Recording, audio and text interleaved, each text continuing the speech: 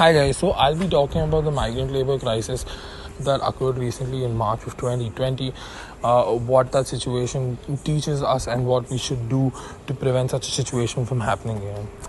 So a little background on who the migrant laborers are. Migrant laborers are an essential part of India's workforce. They contribute to about one-fifth of the labor force of India, along with contributing to 10% of the GDP of India, which goes to show that they are essential to India's backbone. During the pandemic, a lot of the migrant laborers lost their job simply because there was a lockdown. They were not allowed to work because there was no contact. What happened with this is that they had no steady pay. Without having steady pay, they're not able to afford utilities like paying rent, affording water, clean sanitation, etc. What led to this was they went out in search for this, and the only solution that came to their minds was to go back home, right? Without any little support from the government or their employers, they had to walk back home. Imagine being in such a desperate situation that the only logical solution you come to is walking back home from Mumbai to Uttar Pradesh. Having seen the desperate situation of the migrant laborers and having seen how this lockdown affected them, what we need to first think is, are there laws to protect these migrant laborers from a lockdown? Are there laws to make sure that they're well fed, they're provided housing, they're provided clothes, they're provided shelter, they're provided food, they're provided education and sanitation?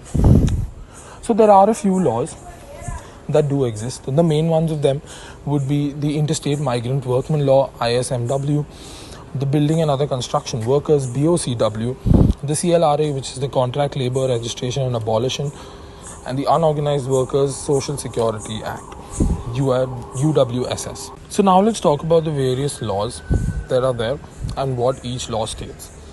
The ISMW Act requires contractors to, when they hire the migrant laborers, to provide suitable accommodation for them and to provide them money for the return journey also.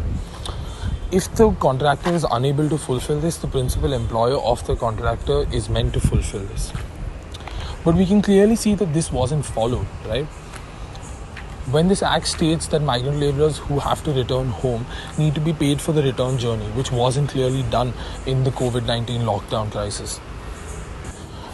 Moving on to the BOCW Act. This act states that there should be occupational health centers at sites in which the migrant laborers are working, and they have to ensure regular medical checkups of the workers who are engaged in operating cranes, transport and equipment. This is essentially making sure that the risk that they undertake while doing their job is compensated for by free healthcare, right? It's an essential part to their livelihood. But what reports state is that nearly 200 million construction workers are not yet registered under the BOCW Act. And a lot of people don't even have a knowledge of these various acts that are there to protect. Let's talk about why these laws in India, even though they exist, they aren't implemented, and what led to their failures, right? There are three reasons primarily for this. The first reason would be middlemen who used to try to help these workers. They used to dupe these workers. They used to pocket the benefits of these schemes, even though these workers are registered under that scheme, but they aren't receiving the benefits of this. It's because they aren't informed a lot about this. Apart from this, there are so many workers who just don't know that such kind of schemes exist.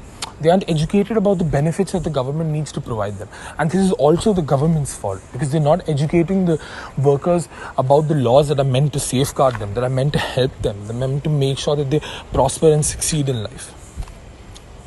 And finally, the government failed at keeping a track of the various works that the migrant workers were doing, thus not able to ensure these laws, like under the BOCW, not able to provide them, make sure that there's a medical facility available on on-site construction work that's going on. This is clearly due to lapse within the government. It's due to corruption. It's due to builders making sure that they do not have to take these costs, so they make more profits. This is leading to migrant workers being exploited day by day, not being provided the basic necessities that the law guarantees them. So now we know that these laws exist. We know that laws exist to make sure that migrant laborers never had to walk back home with their families, with their children in their hands, die of heat, not have water, food, not being the country being locked down in their homes, people who are sitting in their homes nicely watching the news on the TV while migrant laborers suffer, even though they've contributed to such a large part of India and they're essential to India's economy functioning. We've now realized that the problems are not with the laws that exist, but the problems are with the implementation of this law.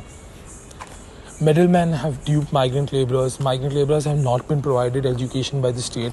They have not been told that there are so many schemes to actually safeguard them, that there are schemes that they can avail benefits of, that they can be provided with free rations, they can live a better life than they are. They don't need to live in dire need and necessity at every point of their life.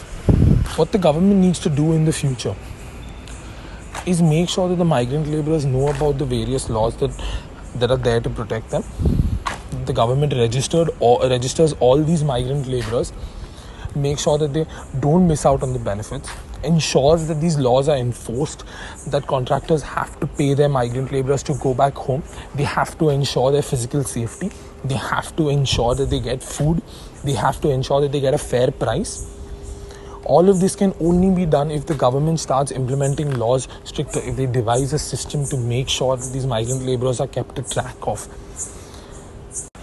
At the end, we all want migrant laborers to be safe. We all want them to live a good and comfortable life just like we do.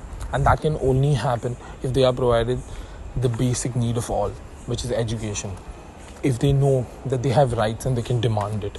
That is the only way we can solve such a crisis from happening in the future. Thank you.